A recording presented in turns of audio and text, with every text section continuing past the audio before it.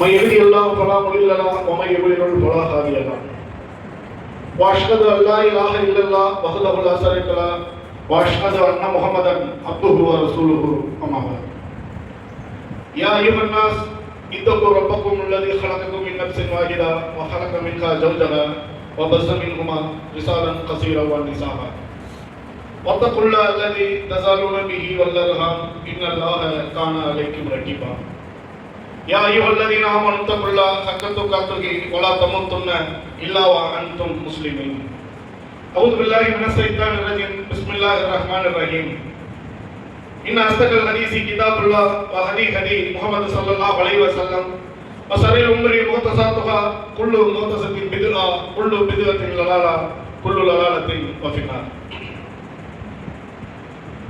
வார்த்தைகளில் சிறந்தது அல்லாஹ்வின் வார்த்தை திருக்குர்ஆனாகும். வழிகாட்டுதல்களில் சிறந்தது கண்மணி நாயகம் ஸல்லல்லாஹு அலைஹி வஸல்லம் அவர்களின் வழிகாட்டுதல்களேயாகும். மார்க்கத்தில் மிகவும் தீயது மார்க்கத்தின் பெயரால் புதிதாக ஏற்படுத்தப்படும் ஒவ்வொன்றும் தீமையாகும். ஒவ்வொரு தீமையும் நம்மை வழிகேட்டின் பக்கம் இட்டுச் செல்லும். ஒவ்வொரு வழிகேடும் நம்மை நரகில் கொண்டு போய் சேர்க்கும். அவ்வாறான வழிகேட்டில் இருந்து எல்லாம் வல்ல ரப்புல் ஆலமீன் நம் அனைவரையும் பாதுகாத்து அருள் புரிவானாக. ஐய உலகையும் படைத்து அன்போடு பரிபாலிக்கும் எல்லாம் வல்ல ஏக இறைவனின் அன்பும் அருளும் சாந்தியும் சமாதானமும் வற்றா பெருங்கருணையும் நம் உயிரிடும் மேலான கண்மணி நாயகம் ஸல்லல்லாஹு அலைஹி வஸல்லம் அவர்களின் மீதும் அவர்களின் குடும்பத்தார்களின் மீதும் அவர்களை அப்படியே பின்பற்றி வாழ்ந்த உத்தம சத்திய சகாபாக்கள் மீதும் சகாபிய பெண்மணிகள் மீதும் அவர்களிருந்து இன்று வரை இந்த மார்க்கத்தை அதன் தூய வழியில் எடுத்துச் சொன்ன நல்லோர்கள் அனைவர் மீதும் குறிப்பாக ஜும்ஆவின் கடமையை நிறைவேற்ற இங்கு கூடியிருக்கும் நம் அனைவர் மீதும் என்றென்றும் நின்றவற்றுமாக. கண்ணியமிக்க அல்லாஹ்வின் நல்லடியார்களே, இஸ்லாம் மார்க்கம் மனிதன் இந்த உலகில் எவ்வாறு வாழ வேண்டும், ஒரு மூமினுடைய பண்புகள் என்ன, அவன் யாரோடு சேர்ந்து இருக்க வேண்டும் என்று பல்வேறு அறிவுரைகளை சொல்கிறது. மனிதனும் தனித்து இயங்க முடியாதவனாகத்தான் இருக்கின்றான். தனிமையில மனிதனால் வாழ முடியாது. ஆனால் அவனுடைய சிந்தனை, பழக்க வழக்கம், நடத்தை எல்லாமே யாருக்கு உருவாகுதுன்னா அவருடன் சேரக்கூடிய, அவருடன் சேர்ந்து பழகக்கூடிய நண்பர்களுடைய சிந்தனையிலிருந்து வருது. அதனாலதான் இஸ்லாம் என்ன செய்யுதுன்னா நட்பை அலட்சியமாக பார்க்கணும். இப்ப நம்முடைய தாய் தந்தை உறவு இருக்கு, சகோதர சகோதரி உறவு இருக்கு, கணவன் மனைவி, இந்த உறவுகள் எல்லாமே அல்லாஹ்வால் ஏற்படுத்தப்படுகிறது. ஆனால் நட்பு என்பது நாம தேர்ந்தெடுத்து பழகுவது. தேவை என்றால் பிரித்து விட்டு விடலாம், தேவை என்றால் ஏற்படுத்திக் கொள்ளலாம். அப்ப நாம நம்முடைய சிந்தனையை கொண்டு நம்முடைய சுய சிந்தனையால் நாம் இந்த மனிதரோடு சேர்ந்து பழகலாம் என்று நம்முடைய நட்பு வட்டாரத்தை ஏற்படுத்திக் கொள்கிறோம். அந்த நட்பு வட்டாரம் என்பது ஒரு மனிதனுடைய வாழ்க்கையை மாற்றக்கூடியதாக இருக்கிறது. ஒருவன் வீட்டில் இருக்கும் பொழுது நட்பு வட்டாரம் இல்லாத போது ஒரு பொழுதும் அவருடன் ஒரு நண்பன் சேரும் பொழுது, ஒரு பெண்ணாக இருந்தவுடன் ஒரு தோழி சேரும் பொழுது அவர்களுடைய நடத்தைகள், பழக்க வழக்கம், உணவு முறை அனைத்திலுமே மாற்றம் வருவதை நம்ம பார்க்கிறோம். அதனால அல்லாஹ்வின் தூதர் ஸல்லல்லாஹு அலைஹி வஸல்லம் அவங்க சொல்றாங்க, ஒரு மனிதன் தன் நண்பனின் மார்க்கத்தின் மீது தான் இருப்பான். ஆகவே நீங்கள் யாரை நண்பனாக்குகிறீர்கள் என்பதை கவனியுங்கள். அல்லாஹ் ரத்தின சுருக்கமா சொல்லிட்டாங்க. நாம இஸ்லாமிய மார்க்கத்துல தான் இருக்கோம். ஆனா அல்லாஹ் தூதர் என்ன சொல்றாங்கன்னா, ஒருவன் தன் நண்பனுடைய மார்க்கத்துல தான் இருப்பான். ஆகவே நீங்க யார் கூட சேர்றேன்றதை கவனிங்கன்றாங்க. அப்ப நம்முடைய நண்பன் தீமை செய்பவனாகவும் வழிகேட்டிலும் இருந்தால் நாம அதுலதான் இருக்கோம்னு அர்த்தம். நம்முடைய நண்பன் நன்மை செய்பவனாகவும் நன்மையை நோக்கி அழைப்பவனாகவும் நேரான மார்க்கத்தில் இருப்பவனாக இருந்தால் நாம அந்த மார்க்கத்தில் இருக்கோம். இப்ப பேசுவாங்க, உன் நண்பனை பற்றி உன்னை பற்றி சொல்கிறேன் என்று. அது இப்ப சொல்றாங்க. அல்லாஹ் இப்போ ஸல்லல்லாஹு அலைஹி வஸல்லம் அவங்க உன்னுடைய வாழ்க்கை, எதிர்காலம், கியாமத் எல்லாமே அதுல இருக்கு. பாவம் நண்பரோட மார்க்கத்துல தான் நீ இருக்க. அப்ப அந்த நண்பன் எப்படி இருக்க வேண்டும்? என்னுடைய நண்பன் அவன் என்ன தவறு செய்தாலும் பரவாயில்லை, அவன் சிரிப்பு வச்சாலும் பரவாயில்லை, மார்க்கத்தை தவறாக வளர்த்தாலும் பரவாயில்ல, அதை கூட சேர்ந்து இருக்கும் பொழுது சிறிது சந்தோஷமாக இருக்கிறது, மனதுக்கு ஒரு சந்தோஷமாக இருக்கிறது. அதனால அதை பத்தி நான், இந்த தவறை பத்தி நான் எதையுமே கண்டுகொள்ள மாட்டேன், நான் அவனோடு சேர்ந்து இருப்பேன் என்றால் நான் சைத்தான் நம்மளை கொஞ்சம் கொஞ்சமா அவனின் பக்கம் கொண்டு சென்று விடுவான். ஆனால் நம்முடைய நண்பன் நாம் கடைவீதியில் சுற்றி திரியும் பொழுது தொழுகைக்கு அழைக்கப்பட்டதும் வா தொழுகை செல்லலாம் என்று பள்ளிக்கு அழைப்பவனாகவும், நன்மையான காரியங்கள் செய்யும் பொழுது வா அதை சேர்ந்து செய்யலாம் என்று அழைப்பவனாகவும், நாம் தேவியின் பக்கம் நினைத்தால் கூட அங்கே போகக்கூடாது, தவறு, அந்த செயலை நாம் செய்யக்கூடாது என்று தடுப்பவனாக இருக்கணும் நண்பன். அப்ப நம்முடைய நண்பன் நாம நேரான பாதையில இந்த இஸ்லாமிய மார்க்கத்துல இந்த சத்திய கொள்கையில இருந்தா பத்தாது, நம்முடைய நண்பர்களும் இருக்கணும். இஸ்லாத்துக்கு வர்றவங்களை பொதுவாக எடுத்து பாருங்க. பல பெண்கள் இஸ்லாத்துக்கு வர்றாங்க, பல ஆண்கள் இஸ்லாத்துக்கு வர்றாங்க. அவங்க பூரா அந்த கல்லூரி காலத்திலையும் அந்த பள்ளி படிப்புலையும் வருவாங்க. கேட்டா என்னுடைய தோழி எனக்கு இதை சொல்லி கொடுத்தாங்க, நான் இணை வைப்பில் இருந்தேன், சிலைகளை வணங்கி கொண்டிருக்கிறேன், நான் என்னுடைய தோழியோட நட்பு ஏற்பட்டது. அவர்கள் இந்த மார்க்கத்தை, அவருடைய புக்கு, அவருடைய பழக்க வழக்கம், அவருடைய பேச்சுவார்த்தை, இது எல்லாம் என்னை ஈர்த்தது. அவர்களுடைய தொடுமுறை என்னை ஈர்த்தது. நான் அதை கவனிக்க ஆரம்பித்தேன். நானும் இஸ்லாத்துக்கு வந்துவிட்டேன் என்று சொல்றாங்க. பல சொல்றது சரியா இருக்கா? உன் நண்பனுடைய மார்க்கத்துல தான் நீ இருக்க.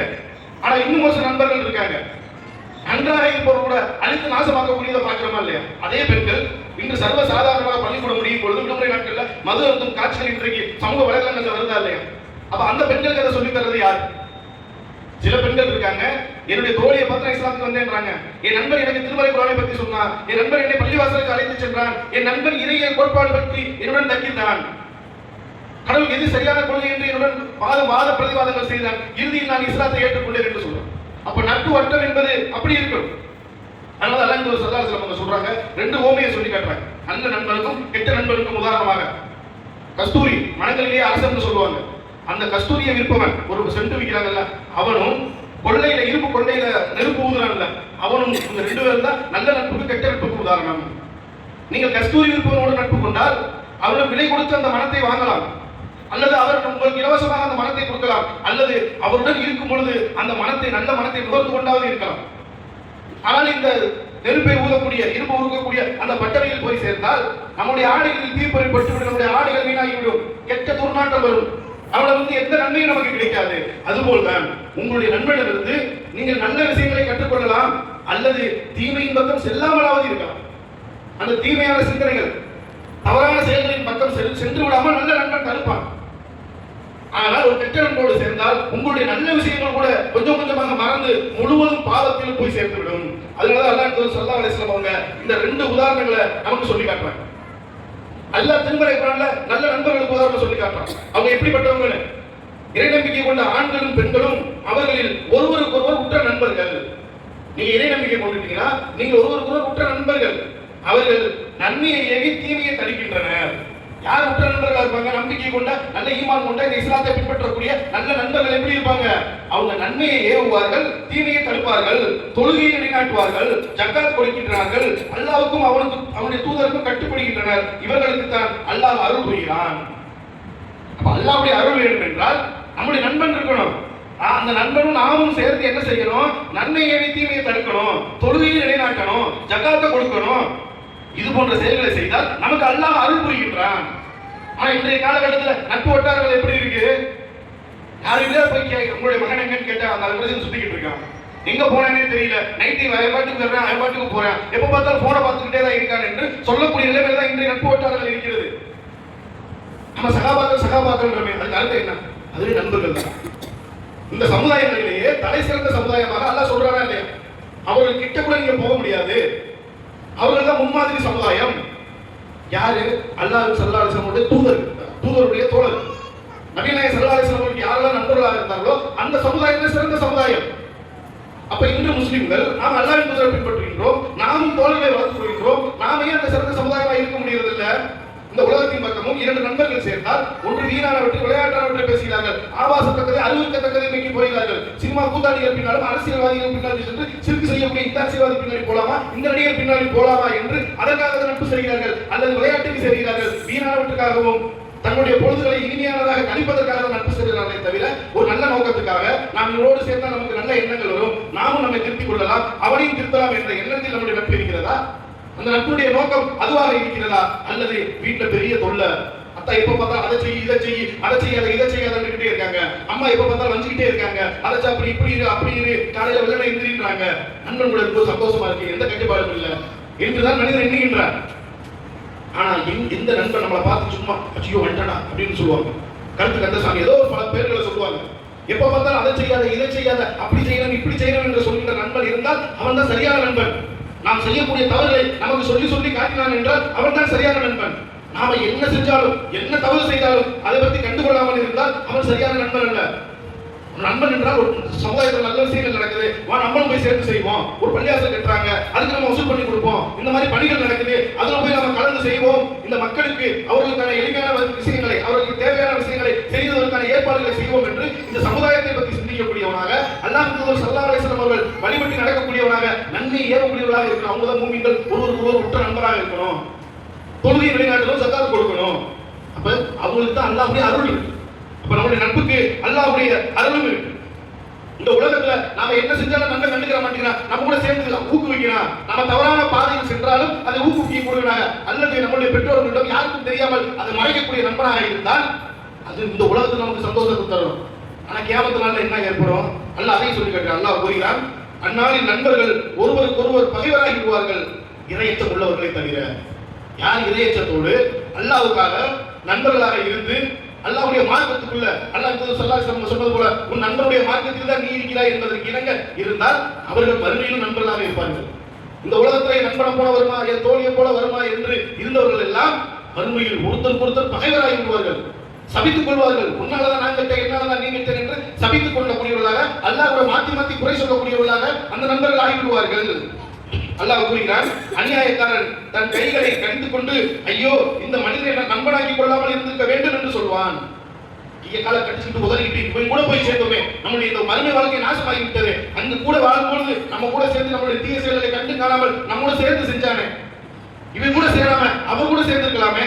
அவர் தொழுகைக்கு போனாரு, நம்மளை தொழுகைக்கு அழைத்தாரு, நமக்கு நல்ல காரியங்களின் பக்கம் அழைத்தாரு, நமக்கு தீமையான செயல்கள் செய்யும் பொழுது அதை செய்ய விடாமல் நமக்கு தடுத்தாரு. அப்போது நமக்கு கஷ்டமாக இருந்தது. அவருடன் சேராமல் தவிர்த்து விட்டு நாம் எது செஞ்சாலும் கண்டுகொள்ளாத இந்த நண்பனோடு சேர்ந்தோம், நம்முடைய வாழ்க்கை பாழாகி விட்டது, இவனோடு சேராமல் இருந்திருக்கலாமே என்று மறுமை நண்பன் புலம்புவான். நம்ம ஏதோ நட்பை சாதாரணமா எடுத்துக்கிறோம், மறுமை வரைக்கும் அந்த நட்பு வருகிறது. அது மட்டும் இல்ல, எல்லாம் சொல்லி காட்டுறான், யார் இருவர் அல்லாஹ்வுக்காக சேர்ந்து அல்லாஹ்வுடைய பொருத்தத்தை நாடி நண்பர்கள் அல்லாஹ்வுக்காக சேர்ந்து அல்லாஹ்வுக்காக பிரிகிறார்களோ அவர்களுக்கு அந்த மறுமை நாளுடைய அரசுடைய நிழல் கிடைக்கும். இந்த கியாமத் நாள்ல கடுமையான வெப்பத்துல அங்கும் இங்கும் அலைந்து திரிந்து கொண்டிருக்கும் பொழுது விரக்தியாகி என்ன நடக்குமோ ஏதாகுமோ என்று பயந்தவர்களாக நடிகர்களாக இருக்கும் பொழுது ஒரு ஆறுதலாக ஒரு அல்லாஹ்வுடைய அரசுடைய நிழல் கிடைக்கும். யாருக்கு? அல்லாஹ்வுக்காக சேர்ந்த நண்பர்களுக்கு. அல்லாஹ் திருமறை குர்ஆன்ல நபியே ஸல்லல்லாஹு அலைஹி வஸல்லம் என்ன அறிவுரை சொல்றான்? நபியே இங்க போங்க, காலையிலும் மாலையிலும் அல்லாஹ்வை நினைத்து வணங்கக்கூடியவர்களுடனும் அல்லாஹ்வின் பொருத்தத்திற்காகவே எதையும் அல்லாஹ்வுடைய திருப்தியை நாடிய எதையும் செய்யக்கூடியவர்களுடன் சேர்ந்தீர்கள். நபியே ஸல்லல்லாஹு அலைஹி வஸல்லம் அல்லாஹ் தரவுதர், நீங்க யார் நண்பர் ஆக்கணும்? எப்பயுமே அல்லாஹ்வுடைய நினைவோட இருக்கணும். எந்த செயல் செய்தாலும், நான் ஒரு காரியம் செய்தால் இதற்கு அல்லாஹ்வுடைய பொருத்தம் அல்லாஹ்வுடைய திருப்தி இருக்கிறதா, நான் செய்யக்கூடிய செயல்கள் காரியங்கள் அனைத்தும் அல்லாஹ்வுக்காக மட்டும்தான் என்று யார் செய்கிறாரோ அவர்களோடு சேர்ந்து இருங்கள் என்று அல்லாஹ் ஸல்லல்லாஹு அலைஹி வஸல்லம் சொல்றாங்க. அப்ப நம்ம நட்பை சாதாரணமா எடுத்துக்க கூடாது. இன்றைய காலகட்டத்தில் நட்பு பக்கத்து வீட்டுக்கு தெரியும், இதனால சேராதப்பா சேர்ப்பா நம்ம சொல்லிடலாம். இன்றைய இணையதள வசதியில எங்கெங்கோ இருந்து இணையதளங்கள் மூலமாக முகம் தெரியாத யார் என்றே அறியாத பலரோடு நட்பு பாராட்டக்கூடிய இளமை என்று இருக்கிறது. அப்ப இதுல நம்ம கூடுதல் கவனமா இருக்கணுமா இல்லையா? அதனாலதான் மார்க்கம் நட்பை குறித்து ரொம்ப சொல்லுது. நீங்க ஒரு விட்ட நண்பர், நீங்க எப்படி உங்களுடைய நண்பனுடைய மார்க்கத்துல தான் நீங்க இருக்க, நன்மை ஏவி தீமையை தடுக்கின்ற நன்மையின் பால் இருக்கின்ற என் நண்பன் என்னை தொழுகைக்கு அழைக்கிறானா, என் நண்பன் என்னை நன்மையான பாதையில் அழைக்கின்றானா, அவன் கூட சேர்ந்தா நாம தவறு, நம்ம உள்ளத்தில் தவறு செய்யும் எண்ணம் ஏற்பட்டாலும் அவருடன் இருக்கும்போது ஏற்படலையா, அப்படிப்பட்ட நண்பனோடு சேரணும். அப்ப நட்பு என்பது நாளைக்கு மறுமை நாள் வரைக்கும் நம்முடைய கேள்வி கணக்காக உள்ளது. இந்த வாழும் உலகிலும் அல்லாஹ்வுடைய அருளை பெற்றுத் தரக்கூடியதாக இருக்கிறது, மறுமையில் அரசுடைய நிலையை பெற்றுத் தரக்கூடியதாக அந்த நட்பு இருக்கிறது. அப்ப இந்த மார்க்கம் சொன்ன வழியில நம்முடைய நண்பர்களை தேர்வு செய்து நம்முடைய வாழ்க்கை முறையை அமைத்துக் கொள்வோம். வாயிர் தவணா அல்ஹம்துலில்லாஹி ரப்பில் ஆலமீன்.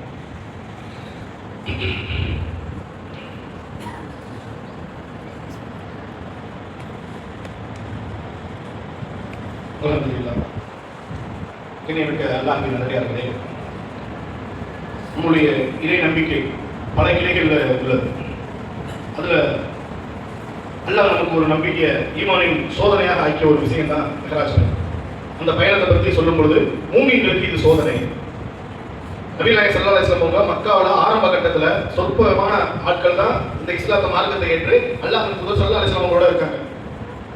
கதீஜா அம்மையார் மறைஞ்சிட்டாங்க, அவங்க இறந்த சில நாட்கள்ல அவருடைய பெரிய தந்தை இறந்துட்டாங்க. அந்த மாதிரி கஷ்டமான சூழ்நிலையில் இருக்கும்போது அல்லாஹ் என்ன செய்யறான்? இந்த மிஹ்ராஜ் பயணத்தை ஏற்பாடு. அல்லாஹ் ஸல்லல்லாஹு அலைஹி வஸல்லம் அவங்க ஒரு இரவுல இங்கிருந்து பைத்துல் முகத்தஸ் பலஸ்தீனம் அங்க அழைத்து செல்லப்பட்டு அங்கிருந்து வான் பயணம் செஞ்சாங்க. இந்த நிகழ்வு வந்து அடுத்த நாள் சொன்னா அங்கிருந்து முக்காவாசி மக்கள் இந்த மார்க்கத்தை விட்டே போயிட்டாங்க. அதனால மூமின்களுக்கான சோதனையாக அந்த பயணத்தை சொல்றாங்க. அது ஒரு சிறப்பு மிக்க பயணம். ஏன்னா ஒளி வேகத்துல தான் பயணிக்கணும். அதுதான் அல்லாஹ் ஸல்லல்லாஹு அலைஹி வஸல்லம் சொல்றாங்க, புராக் என்ற மின்னல் வாகனம் வந்தது, ஒளியினுடைய வாகனம் வந்தது. ஒளியினுடைய வேகத்துல பயணிக்கும் பொழுது இந்த இதயம் ரத்த பிரஷர் தகம் வெடிச்சு சதறிடும். அப்ப அதுக்கு என்ன செஞ்சாங்க? மலக்குமார்கள் நபி நாயகம் ஸல்லல்லாஹு அலைஹி வஸல்லம் நெஞ்சை பிளந்து அவருடைய இதயத்தை எடுத்து ஈமானை போட்டு நிரப்பி மறுபடியும் தச்சு அந்த இதயத்தை அந்த ஒளியினுடைய வேகத்தில் பயணம் செய்வதற்கு தகுந்தவாறு மாற்றி புராக் என்ற மின்னல் வேக அந்த ஒளியின் வேகத்தில் செல்லக்கூடிய அந்த வாகனத்தில் ஏற்றுக்கொண்டு அந்த மிஹ்ராஜ் பயணம் நடந்தது. இந்த அறிவுபூர்வமாக அதுக்கு சான்று இருக்காது, மறுக்க முடியாது. ஆனா அந்த காலகட்டத்தில் அந்த மூமின்களுக்கு சோதனையாக இருந்தது. மிஹராஜ் பயணத்தை நம்புவது ஈமானில் ஒரு பகுதி. ஏனென்றால் அதில் தான் நம்ம இந்த 5 நேரம் தொழுகிறோமே. ஒவ்வொரு வானமா போறாங்க. முதல் வானத்துல ஆதம் அலைஹிஸ்ஸலாத்தை பாக்குறாங்க, இரண்டாவது வானத்துல இஹ்யா அலைஹிஸ்ஸலாம் ஈசா அலைஹிஸ்ஸலாத்தை பாக்குறாங்க, அடுத்த வானத்துல இத்ரீஸை பாக்குறாங்க, அப்புறம் அய்யூப் அலைஹிஸ்ஸலாமை பாக்குறாங்க, அப்புறம் மூசா அலைஹிஸ்ஸலாமை பாக்குறாங்க, இப்ராஹிம் அலைஹிஸ்ஸலாமை பாக்குறாங்க. அப்புறம் சித்ரத்துல் முன்தஹான்ற ஒரு இளந்த மரம் இருக்கு, அந்த மரத்தை பாக்குறாங்க. அதோட இலைகள் எல்லாம் யானைகளுடைய கால்கள் போல இருந்தது. அது வந்து ஒவ்வொரு பழமும் பூஜாவை போல இருந்ததுன்னு சொல்றாங்க. அந்த மரத்துக்கு கீழே 4 ஆறுகள் ஓடுச்சு. 2 ஆறுகள் சொர்க்கத்துக்குரியது, 2 ஆறுகள் பூமிக்குரியது. ஜல்சபில் கௌசர் என்ற 2 ஆறுகளையும் யூப்ரட்டிஸ் டைகிரிஸ் என்ற 2 ஆறுகளையும் பார்த்தேன்றாங்க. மஸ்ஜிதே மாமூர் மலக்குகள் வந்து தொழுகை நடத்தக்கூடிய அந்த பள்ளியாசலுக்கும் போனாங்க. அங்க அல்லாஹ் ஸல்லல்லாஹு அலைஹி வஸல்லம் அவங்களை வரவேற்று அவங்களுக்கு மது, பால், தேன் போன்ற கிண்ணங்கள் வைக்கப்படுது. அது அல்லாஹ் ஸல்லல்லாஹு அலைஹி வஸல்லம் பால் கிண்ணத்தை தேர்ந்தெடுத்து அதை அருந்துறாங்க. உடனே சொல்றாங்க, இதுதான் இஸ்லாமிய தூய இஸ்லாமிய மார்க்கம், அந்த மார்க்கத்தை தான் நீங்க தேர்ந்தெடுத்திருக்கீங்கன்னு சொல்றாங்க. இப்படி எல்லாம் சொல்லிட்டு அல்லாஹ் என்ன செய்யறான், 50 வேளை தொழுகை கடமையாகும். அது பெற்று கொண்டு நபி ஸல்லல்லாஹு அலைஹி வஸல்லம் திரும்ப வர்றாங்க. மூசா அலைஹிஸ்ஸலாம் பாக்குறாங்க, நீங்க அல்லாஹ் உங்களுக்கு என்ன கட்டளையிட்டுள்ளார் என்று கேட்கும் பொழுது, என்னுடைய உம்மத்துக்கு 50 வேளை தொழுகை கடமையாக்கி உள்ளான்றாங்க. இல்ல, உங்களுக்கு முன்னாடி நான் இந்த மக்கள்கிட்ட போயிருக்கேன், அவங்கள பத்தி எனக்கு நல்லா தெரியும், ரொம்ப கஷ்டமும், இது ஒரு காலம் அவங்க செய்யவே மாட்டாங்க, நீங்க போய் குறைச்சு வாங்கிட்டு வாங்கன்றாங்க. திரும்ப அல்லாஹ்ட்ட போறாங்க, அல்லாஹ் 40 ஆக்கி தர்றான். திரும்ப வர்றாங்க, அதையும் மூசா அலைஹிஸ்ஸலாம் இருக்கிறாங்க, இல்ல இதுவும் அவங்க செய்ய மாட்டாங்க. மறுபடியும் போறாங்க, 30 ஆக்கிட்டு வர்றாங்க. அதையும் மூசா அலைஹிஸ்ஸலாம், இல்ல இதுவும் எனக்கு நல்லா தெரியும், அந்த சமுதாயத்துல நல்லா பழகிருக்கேன், எனக்கு முன் அனுபவம் இருக்கு, அவங்க 30 தொழுக மாட்டாங்க, போய் குறைச்சு வாங்கிட்டு வர்றாங்க. திரும்ப போறாங்க, 20 ஆக்கிட்டு வராங்க, அதையும் குறைச்சு திரும்ப போய் 10 ஆக்கிட்டு வராங்க. திரும்ப கடைசியாக போய் 5ஆவது மாற்றி கொண்டு வர்றாங்க. அப்பயும் மூசா அலைஹிஸ்ஸலாம் என்ன சொல்றாங்க, இதுக்கு இந்த மனிதர்கள் தொழுக மாட்டாங்க, எனக்கு மனிதர்களை பத்தி நல்லா தெரியும், நான் உங்களுக்கு முன்னாடி ஒரு நபியா இருந்திருக்கேன், இந்த 5 இவர்களுக்கு கஷ்டம் தொழுக மாட்டாங்கன்னு சொல்லும்போது நபி நாயகம் ஸல்லல்லாஹு அலைஹி வஸல்லம் அவர்கள், இல்ல இதுக்கு மேல அல்லாஹ்ட்ட போய் குறைச்சிக்க, எனக்கு வெட்கமாக இருக்கிறது, இந்த 5ஐயே நான் ஏற்றுக்கொள்கிறேன் என்று சொல்லும் பொழுது அல்லாஹ் அப்பதான் சொல்றான், 5 வேளை தொழுகை உங்களுக்கு கடமை. யார் அந்த 5 வேளை தொழுகையை சரியாக தொழுகிறார்களோ அவர்களுக்கு 50 வேளை தொழுகை தொழுது நன்மை வழங்கப்படும் என்று அல்லாஹ் அதையும் சொல்றான். அப்ப மிஹராஜ் பயணம் என்பது நம்முடைய ஈமானுடைய ஒரு பகுதி, அதை நம்பணும். அதிலிருந்து நாம் பெறக்கூடிய படிப்பினை என்ன? மூசா அலைஹிஸ்ஸலாம் சொன்னாங்களா இல்லையா, இந்த மனுஷங்க 50 தொழுக மாட்டாங்க, 5 தொழுக மாட்டாங்க. ஆனாலும் அல்லாஹ் ஸல்லல்லாஹு அலைஹி வஸல்லம் அவர்கள் இதுக்கு மேல அல்லாஹ்ட்ட கேட்க வெட்கமா இருக்குன்னு சொல்லி அந்த 5 நம்ம கடமையாக்கிட்டாங்க இல்லையா? அப்ப மிஹராஜ் பயணத்திற்கு உணர்ந்தவர்களாக அதிலிருந்து நாம் பெறக்கூடிய படிப்பினை, அந்த கடமையை, அந்த தொழுகை என்ற கடமையை நாம் சரிவர நிறைவேற்ற வேண்டும் என்ற படிப்பினை அதிலிருந்து நாம பெறணுமா, இல்ல அந்த நாளின் சிறப்பு கொண்டாட்டம், மிஹராஜ் இரவுக்கு சிறப்பு தொழுகைன்னு எல்லா பக்கம் அறிவிச்சு நடத்துறாங்களே, 5 வேளை தொழுகை கடமையாக்கின அந்த மிஹராஜ் இரவுக்கு வரக்கூடிய மக்கள் அந்த மகரிபில எங்க போறாங்க, அதுக்கு முன்னாடி உள்ள அசர்ல எங்க போறாங்க? அந்த மிஹராஜ் பயணத்திலிருந்து நாம் பெறக்கூடிய படிப்பினை என்பது 50 வேளை தொழுகை நமக்கு 5 வேளையாக மாற்றி இருக்கிறார்கள், அதையாவது நாம் சரிவர தொழுது அல்லாஹ்வுக்கு நன்றி உள்ள அடியானாக மாற வேண்டும் என்ற படிப்பினை பெறணுமா, அல்லது அல்லாஹ்வும் அல்லாஹ்வுடைய தூதரும் காட்டி தராத மார்க்கத்தில் புதிதாக நுழைக்கப்பட்ட இந்த மிஹராஜ் இரவு என்ற வணக்கத்தை செய்து அல்லாஹ்வுடைய சாபத்துக்கும் பாவத்துக்கும் ஆளாகணுமா? என்னப்பா அது தொழுதோ பாவமா, தொழுகிறது தப்பா, தொழுகிறது தடுக்கலாமான்னு கேட்கிறாங்களே.